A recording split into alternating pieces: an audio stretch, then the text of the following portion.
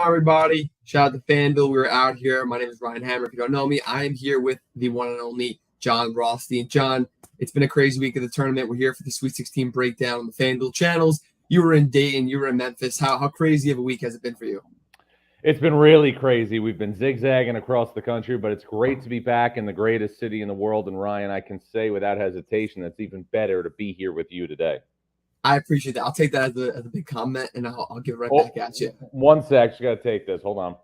Go ahead. Hey, man, you were on a live FanDuel stream. Is anything breaking? Okay, I'll call you when I get off. Thanks, buddy. This is Marsh. That's the kind of calls we take, Ryan. Hey, you know what? With the portal coaching hires, you never know what's going to happen, right? It's Portal Combat. This is Marsh. Exactly. But let's get to it, brother. Yeah, let's do it. We're here for the Sweet 16 breakdown. We got 16 teams left. It's kind of chalky, but we think that's going to line up for some high-quality ball games. We're going to go through the entire bracket of what we got left, each of the 8 games, each of the 4 regions, try to predict what's going to happen, try to project what we're going to be looking for in each game. Let's start, Jon, in the East. National title game rematch from last year, UConn versus San Diego State. UConn, they've been cleaning through everybody from last year's tournament to this year's tournament. They look like another specimen of a team. And so what do we think about this game? You know, it's really, really difficult from a geographic perspective. You think about it, San Diego State played Sunday night in Spokane, obviously won against Yale by a large margin, but then has to go cross country and not only has to play in the Sweet 16 against UConn, which is 84 miles from Gamble Pavilion at TD Garden in Boston, but it also has to be in a situation where it's playing on Thursday. So if you think about it from San Diego State's perspective, Monday was a travel day. That's something that it had to deal with. Probably got, obviously, its legs under them on Tuesday, met with the media, did all that stuff, but then is going to have to play against a very, very pro UConn crowd. Look, I don't think San Diego State has the offense to stick with UConn in this game. It's just too much of Donovan Clingan, who, as we know, had 8 block shots in the win against Northwestern. Think about this for a second, Ryan. Donovan Clingan had 8 block shots against Northwestern. He had 11 blocks in 6 NCAA tournament games last year. So it's not shots blocked with Donovan Clingan. It's shots altered. Yeah, Clinton Collins, as they call him, he's on another level. Really, their team is just playing like a machine, the absolute wagon right now. San Diego State, heavy underdog, lines at a plus 10.5, might even go to 11.5. That is a lot of points, but like we're saying, UConn's been dominant. San Diego State has definitely had an easy path. You mentioned they played Yale. They got to beat up on them instead of playing against Auburn after that first round upset, and they played UAB, who got out of the Conference USA, but AAC because they were a bid stealer. But we're looking at a lot of things in this game. Jon, do you think UConn is playing as dominant as they were last year right now, or do you think their first couple of games were Stetson and maybe a relatively underwhelming Northwestern team? Well, I think the one thing we need to look at with this is UConn. Last year's team won 6 NCAA tournament games by an average of 20 points per game. So it was incredibly formidable, incredibly effective. But I've talked to coaches about this. Adama Sanogo was the most outstanding player in last year's NCAA tournament and carved out space as well as anybody last year in college basketball. He was so effective in the low post. But UConn may be harder to play against because of Clingan. And this is what coaches have told me. You can't post on Donovan Clingan. You can't drive on Donovan Clingan. So you have to go over the top with pull-ups, with 3-point shots, with things of that nature, like Creighton did when Creighton beat UConn in Omaha. So even though UConn was so dominant last year when it won a national championship, I think it's harder to play against this year because of Klingon and because it's almost an equal opportunity offense with so much balance. One night, Cam Spencer could be the star. Tristan Newton's a first-team All-American. Steph Castle, we don't talk about as being one of the best freshmen in the country, but is one of the best freshmen in the country. We know about Caravan and Klingon. So if you're getting ready to play UConn, if you're Brian Dutcher, who are you going to prepare for to beat the Huskies? Especially as a team, the Aztecs, they don't shoot the ball well from outside for the most part. They did pretty well against Yale, but they score on the inside. They get to the free throw line, and UConn is going to limit those things a lot. Jaden Ledee might have a tough time if he does face Donovan Klingon a lot. And like you said, losing a lot of those guys from last year on top of Adamo Sunogo, Jordan Hawkins, Andre Jackson, and being able to essentially replicate this level of program and this level of performances in the tournament is unbelievable. We're going to stay in this region on to a pretty polarizing matchup in terms of style. Iowa State and Illinois, two teams that are also probably the strongest 2 and 3 seed after winning or almost winning both their conference tournaments. But the Iowa State Cyclones, Big 12 champions. What are we looking for here, offense versus defense?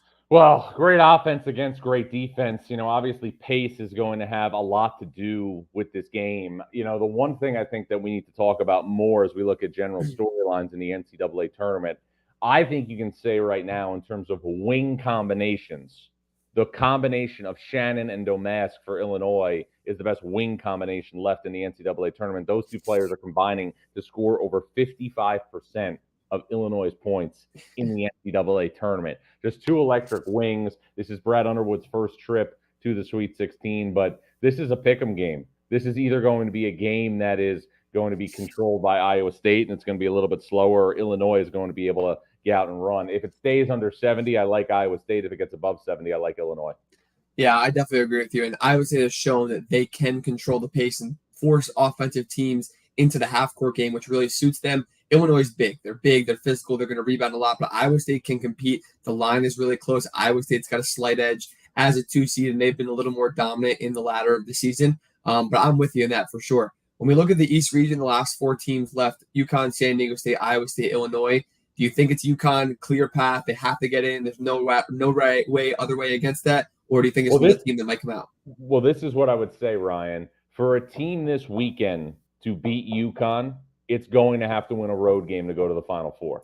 Yeah. Because you're playing in Boston. You're playing, like I said, 84 miles away from Gamble Pavilion. So if you look at things, in terms of what these teams are going to have to deal with, we have talked about how Madison Square Garden is store south in the Big East tournament whenever UConn plays there. TD Garden is closer to Stores than Madison Square Garden is. That tells you all you need to know. I think Dan Hurley called it. He said, we got to make it Stores North, and laughed a little bit and said, everyone's got to wear all white like it's a home game, complete white out, which, like you said, is a wild advantage for the Huskies. So I'm with you there. I feel you on UConn. All right, we're going to go scroll down. We're going to go to the West region. First game we got Carolina, Alabama. Carolina has been looking good against Wagner and Michigan State for the most part. Alabama played in a wildly hectic and I'll call it a reckless game against Grand Canyon. It was very entertaining to the neutral eye, but it was something else. So Carolina, Alabama, what are you looking for? Great matchup. Mark Sears isn't getting, I think, the credit he deserves. I wrote about him today in my daily column, The Breakfast Buffet. He's not just playing like an All-American in the NCAA tournament. He's playing like somebody who could be the National Player of the Year if Zach Edey wasn't in college basketball, averaging 28 through 2 NCAA tournament games. The question I have in this game is Alabama's front court going to have enough up front to deal with Armando Bacot? This guy is somebody I think that could have a real big advantage for North Carolina in this game. I was really impressed how North Carolina dealt with the first punch after dealing with, obviously, that from Michigan State on Saturday. But, I picked North Carolina at the start of the tournament. I'm not wavering from that prediction. I like North Carolina to beat Alabama. Yeah, I'm with you here. And Mark Sears, for sure, deserves a ton of credit. There's so much Jalen Brunson in his game. He's usually the smallest player on the floor, but he's so gritty defensively. He's physical. He's tough. He gets in the post. He is awesome. There's not really a lot of other players that you kind of want on your team. Him versus RJ Davis is going to be must-watch ball. Like, that is as elite of a guard matchup as we've seen maybe in years or in this entire season. And you're right on Armando. Like, he seems to turn into almost another beast in March a little bit every now and then, and he seems to want it. I talked to him earlier in the year, too, when I was out there in Chapel Hill, and he's ready for this. A lot of his props, I don't know exactly where all the lines are at, but he's a double-double machine, and that's kind of what he spins up. That's kind of what he does for Carolina. But I'm with you. I think Carolina can control that game. They should be able to. In that region, to play them, we have Caleb Love, ex-Tar Heel, and the Arizona Wildcats versus the Clemson Tigers, who people like myself kind of doubted to be able to get out past New Mexico and Baylor, but they're here. Well, I did the Clemson-Baylor game, as you know, on Sunday in Memphis when Clemson just played great, controlled the entire pace of the game. Clemson is starting to play like the Clemson team we saw early in the season go to Alabama and win. Clemson is playing like the team early in the season we saw get off to a great start. And, the one thing is this, when you look at this game from 30,000 feet, Ryan, Arizona, in my opinion, is set up to go to the Final Four. They're going to Los Angeles to play. Arizona fans always travel. But I look at it, and this is a great contrast in styles. And Clemson was able to completely control the game against the Baylor team, who, again, I saw on Friday in Memphis against Colgate score 54 points in the first half. So the contrast to me is fascinating because Clemson has the makeup to be in a scenario where I think Clemson could beat Arizona simply by controlling the pace. Now, I picked Arizona to go to the Final Four at the start of the tournament, so I'm not wavering from that prediction. But at the same time, man, you have to be in a situation where you have to obviously be cognizant of the fact that if Clemson can play like it did against Baylor on Sunday, Clemson's got a chance to really, really stay in this game. Now, I will say this, P.J. Hall is somebody who can drag the opposing big man away from the basket, but also P.J. Hall has dealt with foul issues throughout the NCAA tournament. Umar Ballo is going to be a very, very difficult matchup for P.J. Hall at the 5. Yeah, for sure. And he also hasn't played a guy like Keyshawn Johnson who can match up against him and leave Umar Ballo kind of open and free on both ends of the floor. Yeah, it would not shock me if Ballo starts the game defensively on Shiflin. Yeah, and we see Keyshawn Johnson on P.J. Hall. Yeah, because Keyshawn's an NBA level athlete and player, and that's kind of what he brings, that versatility on both ends of the floor. And I agree with you. Controlling the pace could make Arizona a little uncomfortable, but I will give them credit where their defense has been much better than I expected it to be, even playing that many possessions. Now, another thing, too, and again, this is part of the fun, right, as we look at matchups. You know how I name the regions every year. The West region, for me, was the region of drama, and we are one win away for potentially seeing North Carolina against Arizona and Caleb Love playing North Carolina for the right to go to the Final Four.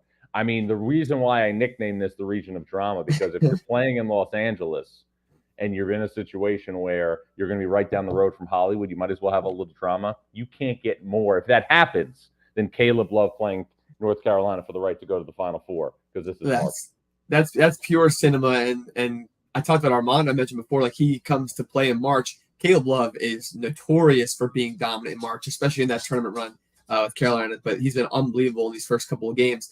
So gut feeling, you said Arizona, you're going to stick with that to get out? I'm going to take Arizona and Carolina to win in the Sweet 16, and I'm going to take Arizona to get back to the Final Four. First time under Tommy Lloyd. Okay, and it looks like I'm a Carolina fan. I'm not. I'm just wearing the hoodie. I am going to take Carolina, though. I think we see that same matchup. I like Carolina to get out. Let's go to the region where you did see a couple games also. You just saw Houston play. Houston versus Duke. Duke is playing at a very, very high level right now. What do you see in this matchup? I'm going to take Houston. I was obviously with Houston and Memphis and just how connected this team is. Now, Houston does not have great post depth, but I also think that this Duke team is not a Duke team that has, a bevy of options up front. Obviously, Filipowski is the primary post player, so I don't think that'll be as big of a deal. And I just believe in Houston's perimeter of Shed and Cryer to get them over the hump. Houston's also playing in Dallas, so I think that will be beneficial to them. Now, it's not obviously right down the road from Houston, but it's close enough to get good representation. And then we have a Marquette-NC State game where all of a sudden the player that's been a revelation in the NCAA tournament for the Wolfpack has been Michael O'Connell. And since they put Michael O'Connell into that lineup, NC State has went to a different level. You're in a scenario now, though, where you have NC State, a pressure team who wants to obviously force the opponent into pressure, going against a team that is tailor-made to beat pressure, because you don't just have Tyler Kolek and Cam Jones. You have Stevie Mitchell, and you have Oso Ighodaro, who's more than comfortable operating against pressure. So I like Houston to play Marquette.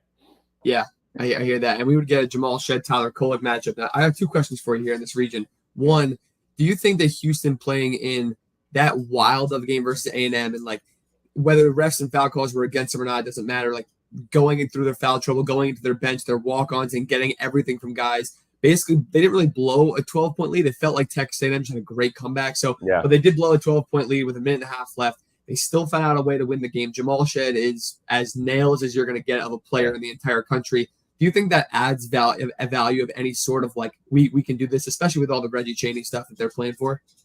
Yeah, it's interesting. Kelvin Sampson told me after the game when I interviewed him that it was Murphy's Law at the end of the game. And he was right to the way that, A&M shot the ball. They missed free throws. But I think in the NCAA tournament, I think Al McGuire said this years ago, to go to a Final Four to win a national championship, you are going to have to win one game like that. That's a white knuckler. That, to me, was Houston's white knuckler. I think Houston's going to beat Duke. And I think it sets up a fascinating matchup between Kelvin Sampson and Shaka Smart. And look, we talked about the point guards between Kolek and obviously between Shead in terms of that matchup, but the Cam Jones-LJ Cryer matchup would also be incredibly fascinating to see what comes to fruition if they go head-to-head. Marquette is in the second weekend for the first time since 2013. Shaka Smart's in the second weekend for the first time since 2011. So Marquette making up, in my opinion, for what happened last year against Michigan State in a major way. But Marquette, I think, still has at least one more win in them. Yeah, and it definitely would be an interesting matchup. Those both backcourt duos would be very evenly matched. And none of them are huge, like you said. Houston plays bigger than they actually are for sure. But also Iguodala being a little more mobile, stretch kind of big, like they don't have the classic big. But Shaka Smart has done great with the defensive systems. I'm putting him in a zone at the point man up top to deny those entry passes and stuff. So it will be interesting. You talk about Jamal Shead, we talk about Tyler Kolek. Is there a player one specific player in the entire tournament left in the country that you trust the most to run your team? It doesn't have to be necessarily the best player, but someone that you just give the keys to the kingdom and let them go and you trust them. It's a fascinating question. I mean, Kolek and Shead are 1 and 1A. Yeah. Newton has been sensational for UConn. One guy who's not getting enough attention, in my opinion, for what he's doing at point guard is Ryan Nembhard at Gonzaga. 44 assists in 4 postseason games, operating really with the focus of a surgeon when you think of how surgical he has been for Gonzaga in the postseason going to the WCC tournament. And it's just amazing to me that, Gonzaga, a month ago, 6 weeks ago, part of the vernacular of our country, it felt like, was talking about whether or not this team was going to make the NCAA tournament. Here Gonzaga is in the Sweet 16. I'm not saying they're playing with house money, but the pressure on Purdue is immense. And the way Gonzaga's playing and the way, obviously, the teams at the bottom of that bracket are playing Creighton or Tennessee, it's going to be really difficult for Purdue to be in a situation to win both of these games, even though it's Detroit. And I looked up the mileage earlier. I think it's between 200 and 250 miles from Mackey Arena to Little Caesars Arena in Detroit. But it's going to be really difficult for Purdue to get to a Final Four, although they're my pick. They're going to have to be two really good teams to get to a Final Four. Yeah, I know you're a big geography buff. It's good to know. But I agree with you. I got to add some meat on the bone here. You know what I mean? I'm trying to forward the stories. We're peeling the layers back, right? We're peeling the layers back. I do agree. I think Jamal Shead, in terms of that question before, Jamal Shead, there's no guard, especially like him, experience on the defensive end. He's probably one of the best players in the entire tournament, especially on the perimeter. He's so nails down the stretch. He's so smart. He's not going to turn the ball over or make stupid decisions. There's no one to really trust. But you mentioned Ryan Nembhard. I'm with you, and especially a team that doesn't go deep into their bench at all, especially in the backcourt. He is so important because Nolan Hickman is good, but Nolan Hickman is a 2-guard, plays off ball primarily. He can play on ball, but Ryan Nembhard being so key for them and being so efficient, so smart, and being their leader, he led Creighton to an Elite 8 run last year. So why can't he do that with Gonzaga this year and maybe even further? Let's go down to that region. You said we were talking about Purdue, Gonzaga. We kind of mentioned it a little bit. What do you make of the matchup of Graham Ike and also Anton Watson, Braden Huff, and the rest of the Gonzaga front court against Zach Edey? Because people are, I think, underrating Gonzaga's size because they have really good front court pieces to compete with Edey as long as Graham Ike doesn't get into foul trouble because he likes to bang bodies down low big time. Well, I think the one thing we need to look at, too, is Edey is going to get his points. When you look at the scenario for Purdue, when you look at the scenario for the Boilermakers, Edey is in a scenario where he is going to get his. It's the question of, can Gonzaga keep the other guys at bay? Because that's how you beat Purdue. You beat Purdue by taking away Lance Jones. You beat Purdue by taking away Fletcher Lawyer. That's what Gonzaga has to do to really execute the game plan, in my opinion. Yeah, for sure. And Gonzaga against Kansas, I mean, they blew them out of the water in the second half. I don't think that they were exceptional by any means on the defensive end. They just kind of ran them out on the offensive end. And Kansas couldn't really hang with them. Do you think that Mark Few could bring up a good enough game plan to limit those guys on the outside? Because a lot of those touch passes that Edey gets and where he's been more effective than people really realize is when they feed him in the post, and he's quick to feed back out to Fletcher Lawyer, to TKR, to Braden Smith, and everybody, Lance Jones, and then they're knocking down threes, they're moving the ball and swinging and getting the defense moving. You think Gonzaga has the defensive prowess to be able to get on that and limit Purdue a little bit? I think a little bit, but I think Gonzaga is also not a deep team, so Gonzaga has to be in a situation where it can't get into foul trouble, and it's obvious. It sounds crazy, but Gonzaga has to have an elite offensive game, and they have to go over the top of Edey. They need to make some threes. They need to move the ball. They need to get high percentage shots. Nolan Hickman's going to play a really, really key role in this game. So it's something also that you have to keep in mind. Yeah, for sure. And that depth we talked about before, 100%. It could be an issue for them if they get into any foul trouble. Graham Ike, like I said, likes to play physical. So depending on how the refs are calling that, if he gets into trouble early, it could be a long night. But you said you had Purdue. Gonzaga was my original pick in this game. I had them to win another game to get to the Elite Eight. I'm going to stick with it. I think they're a really good dark horse to get out. I think that people have underrated them all season, but especially in the last few weeks leading up to the tournament and even in the tournament. And they've looked unbelievable. But back into the last game we haven't gone through yet, Creighton versus Tennessee. I mean, this region is unbelievable. Purdue, Creighton, Tennessee, Gonzaga. We got two really good games, 4 high-quality teams. This is going to be maybe the best matchup on paper. What are your thoughts on it? Well, I mean, you want to talk about a heavyweight matchup. This one has all the trimmings. Obviously, Dalton Knecht is a household name for Tennessee. Obviously, we're going to see Tennessee have a great point guard in Zakai Ziegler, but I think Creighton is in a lot of ways the forgotten team in this region. Creighton is Final Four good. Creighton has great rim protection. Creighton, when Stephen Ashworth plays at a high level, is really, really spectacular to watch offensively. And think about this for a sec.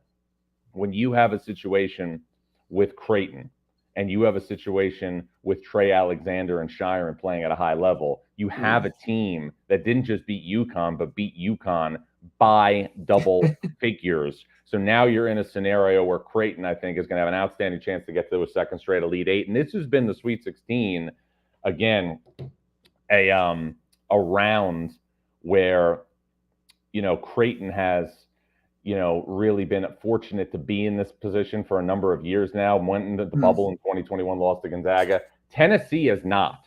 Tennessee is in a situation where this has been the place where Rick Barnes has not been able to advance past. And Tennessee is in a situation where, for all intents and purposes, it has struggled to be in a scenario to go further than the Sweet 16. So this is a big hurdle for Rick Barnes' team to get over. I like Creighton to go on in this game and beat Purdue. Yeah, I'm with you. Creighton was my Final Four pick heading into the tournament. I think it's not hard to love this team and how they play, especially on the offensive end. And defensively, they're not the best defensive team, the most aggressive, but they don't foul. They're very smart, and that's why they keep all their guys on the floor, because they know that they can't go deep into the bench. And I think one thing we've seen with Tennessee all year, playing in the SEC against Alabama, Auburn, all these Kentucky, is they will give in to the fast-paced offensive games and rely on Dalton Knecht to give them 30, give them 35 plus to get them to a big win. But that might not be enough here when you're playing against Trey Alexander and Baylor Shire. I mean, it wasn't enough for Jermaine Couisnard and Folly Dante, who were playing like a Final Four caliber team also with Oregon in the last couple of rounds. So I'm with you. I like Creighton here for sure.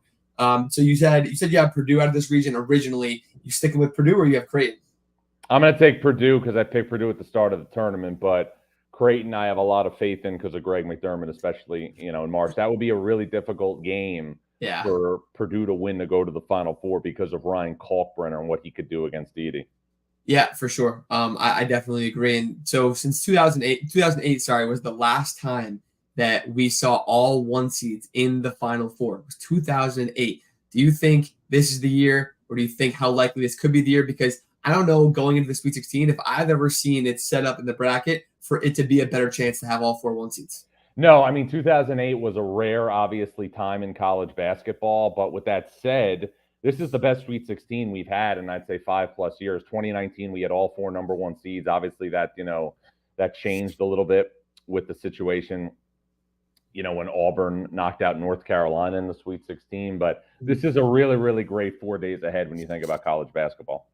Yeah, there's a ton of quality games, and some people are upset about the chalk and they want to see the upsets. The upsets are great. We like a lot of the dark horse teams, but at some point you're going to get to those high quality games where we kind of didn't see it in the Final Four last year, but you can basically guarantee that we're going to see that. Another question for you: when we look at all 16 teams, we went through every single team, we talked through all the teams. What's one team you think has been severely underrated in terms of their chances to get out of the Sweet 16 to the Elite Eight and to the Final Four that people aren't talking about enough? Creighton's that team.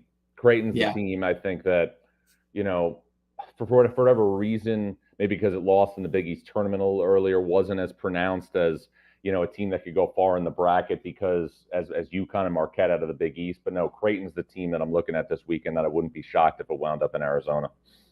Yeah, I completely agree with you. And I think the other one is Gonzaga. I think because they're playing Purdue is why they're getting overlooked, which is fair. They're playing at a really high level, but Gonzaga's been playing as good as any other team in the entire country, especially on the offensive end. As long as they don't get into foul trouble, I really, really like their chances against Purdue.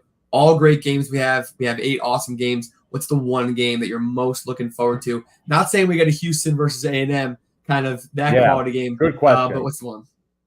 I would say Illinois, Iowa State because of the contrast in styles, but I think Purdue is so interesting because of obviously the scenario with everybody wanting to follow Purdue because of what happened last year. Yeah, that's fair. I would agree. I can't disagree at all. I think Houston Duke also. There we go. Just on time comment. Let's go Duke. I think Houston Duke is a really underrated game because people don't realize how high quality Duke is playing right now. Jared McCain giving them 30 last game. Like if he's going to be shooting the ball like that, or they get it from Tyrese Proctor, or they get it from one of the other backcourt players, that's going to be massive. John, we got a question from the chat. Do you know what the We Sleep in May parlay is for the weekend? I don't. You got to stay tuned to my social channels and obviously all the other FanDuel channels. So we want to bring that out obviously in short order, but we can't let you in on that just yet. You got to stay tuned. Exactly. Anticipation builds it up. And it needs work. It needs polish. It needs exact. You got to make sure it's locked in, ready to go. Exactly, my friend. Nice. I appreciate you coming on all the FanDuel channels. You guys know where to find us. Jon Rothstein, Ryan Hammer. I'm excited. What are your plans for the Sweet 16? I'll be in studio at CBS Sports Network, so I'm really looking forward to being back in the studio. I was on the road last week, and I'm looking forward to it, man. Nice. Sounds good. I'll be in Detroit for those Midwest regionals. I'm very excited. We got some good games. But also, I appreciate you coming on again. And as always, we sleep in May. We sleep in May, buddy. Thank you.